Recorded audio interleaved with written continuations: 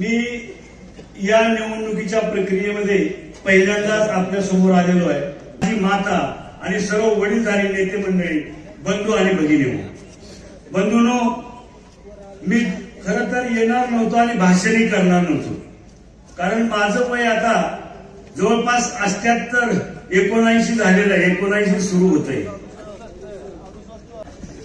प्रवीण भैया व्यवस्थित बोलतोय, लोकांशी संबंध ठेवतोय, नम्रता आहे, लिनता आहे, प्रामाणिकता आहे, या सगळ्या गोष्टीमुळं मी या सगळ्या गोष्टीतून गारटकर दादांनी मला सांगितले, दादा तुम्ही आता एक्झिट घ्या. म्हणून मी सर्वसाधारण एक्झिट घेतलं.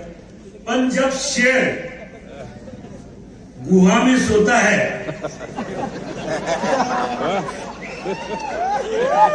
शेर शेर ही है ना, शेर कभी बूढ़ा नहीं होता. अभी क्या शेर के कान में अगर कोई मुतेगा वो शेर खाएगा ना.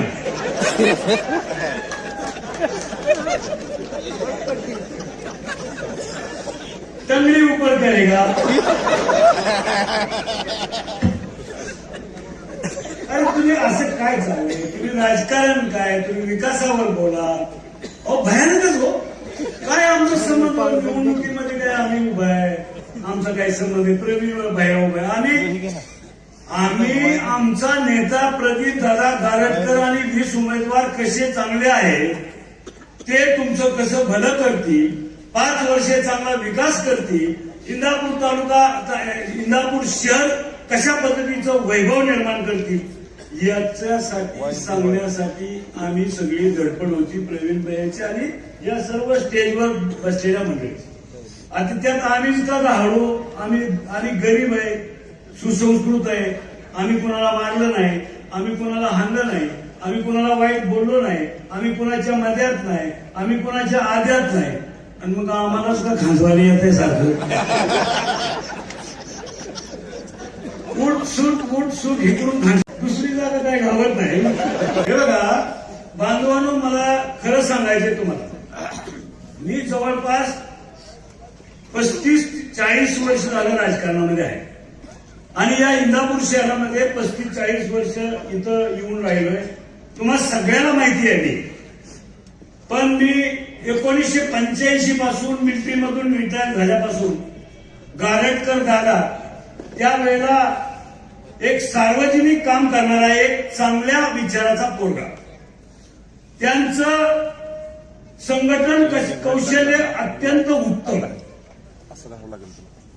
त्यांचे वडील गोवा संग्राममध्ये अत्यंत वैभवशाली त्यांनी काम केलेलं आहे. गोवा मोर्चामध्ये, आंदोलनामध्ये हिरिरीने त्यांनी भाग घेतला. त्यांचे आजोबा 2 वर्ष तुरुंगात होते, स्वातंत्र्य सैनिक होते. स्वातंत्र्य सैनिकाचा पोरगा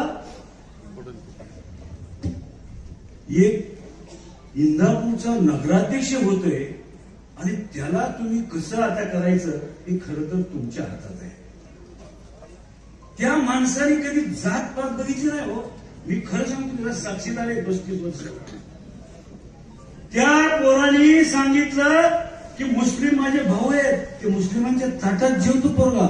लक्षात ठेवा, एक आहे ब्राह्मणाचा, पण त्यांना मुस्लिम चालतो, त्यांना सुतार चालतो, लवार चालतो, पारधी चालतो, सर्व समाजाला बरोबर घेऊन जाणारा हा गारटकर आहे. लक्षात ठेवा. मला एकदा गेल्या 20 वर्षापूर्वी पवार साहेबांनी मला विचारलं, गारटकर कोणत्या जातीचा आहे रे? ती ब्राह्मण आहे की वाटतच नाही म्हणले, एवढा आक्रमक आहे या.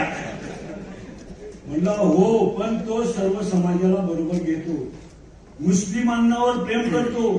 मी अनेक वेळा त्यांना सांगितलं की तुम्ही जागा घ्या, बाहेर तिकडं वडापुरीला जागा आहे, तिथं 1-2 एकरात बंगला बांधा, तुम्ही तिथं राहा, वहिनीला तिकडं फिरायला घेऊन जावा, राहणार शेती बघायला.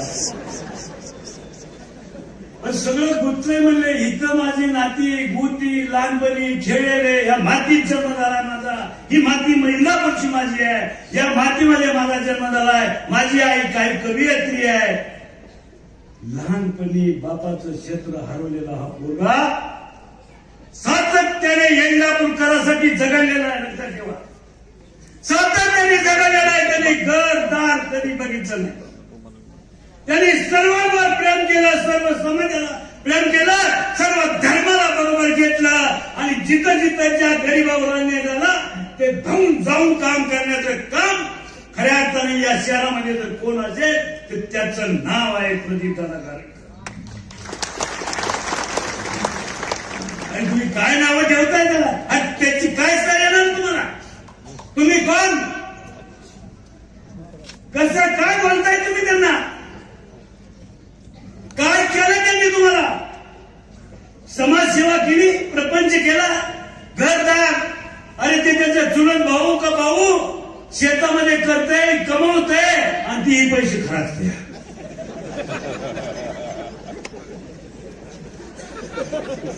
शपथ काय करावं याला? हे अनेक गोष्टी सांगण्याच्या आहेत. आई सोन्यासारखी शिक्षिका होती, अतिशय सुसंस्कृत.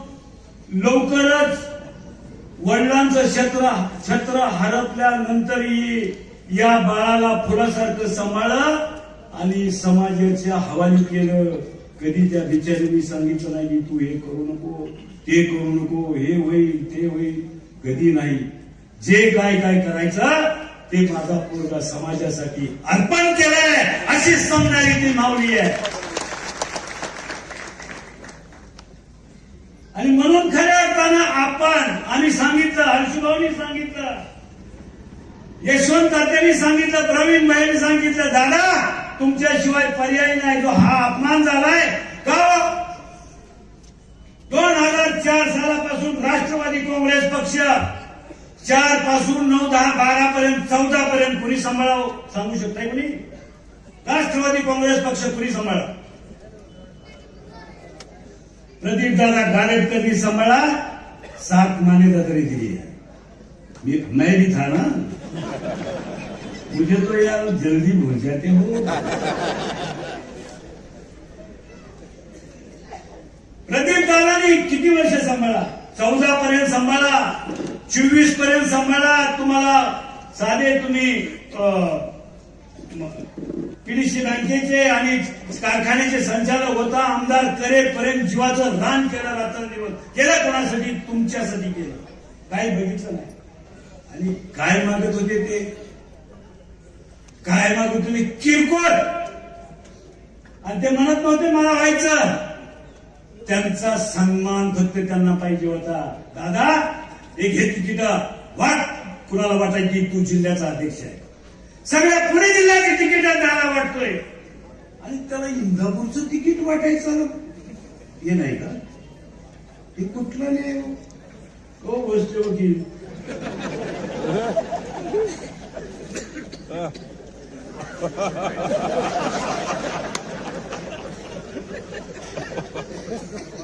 हा कुठला नाही आहे. सगळ्या पुणे जिल्ह्याची तिकीट वाटते. महाराष्ट्रामध्ये नाव आहे, खूप चांगलं कमवलेलं आहे, पक्ष सांभाळाय, आमदार निवडून आणले, आमदार निवडून आणण्यासाठी मदत केली. ते अध्यक्ष असताना 21 आमदार झाले. अरे एवढं मोठं पक्षाचं काम केलं असताना तुमची इंदापूरच्या निवडणुकीसाठी माझ्यासारखा जर पट्टे असता तर म्हणला असता हे किती तुझी तिकीट आहे, 21, हे घे तिकीट जा, वाट कोणाला द्यायची.